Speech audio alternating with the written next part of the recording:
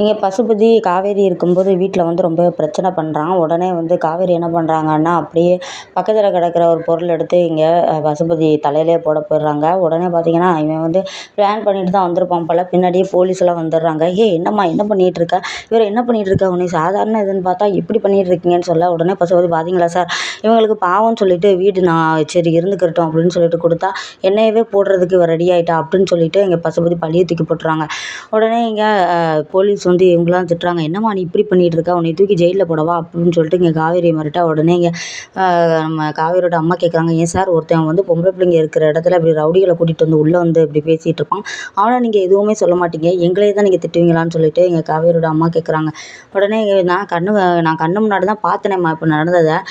நாங்கள் இருக்கும்போதே வந்து இந்த பொண்ணு ஆயுதத்தை எடுத்துகிட்டு இந்த ஆளை அடிக்க போகுது. நாங்கள் இல்லாதபோது இது என்னென்ன பண்ணோம்?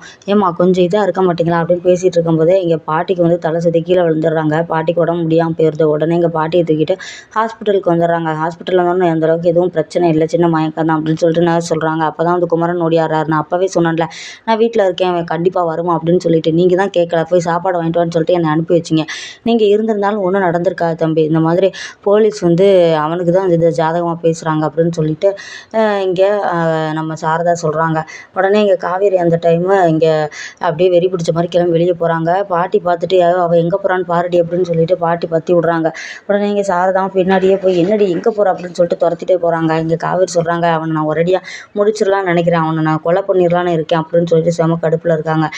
எவ்வளோ தொந்தரவு நம்மளுக்கு கொடுப்பான் அவன் அப்படின்னு சொல்லிட்டு இங்கே காவேரி பேசுகிறாங்க.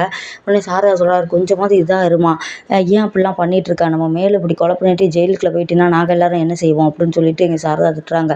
"கொஞ்சம் பொறுமையாயிரு, இது நம்ம இதாக தான் ஃபேஸ் பண்ணணும், நீ தேவையில்லாத வேலை பார்க்காதுன்னு" சொல்லிட்டு இங்கே சாரதா காவேரிக்கு அட்வைஸ் பண்ணுறாங்க.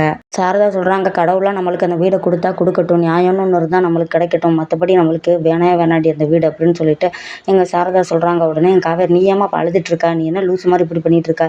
அந்த வீடு வந்து நம்ம அப்பா கஷ்டப்பட்டு கட்டினதுனால கடவுளாக நம்மளுக்கு வாங்கி கொடுத்தா வாங்கி கொடுக்கட்டும், இல்லைன்னா வேணாண்டி அந்த வீடு, நீ வந்து ஜெயிலுக்கெலாம் போகணும்னு அவசியம் இல்லைன்னு" சொல்லிட்டு இங்கே காவேரியை பிடிச்சி திட்டி விட்றாங்க.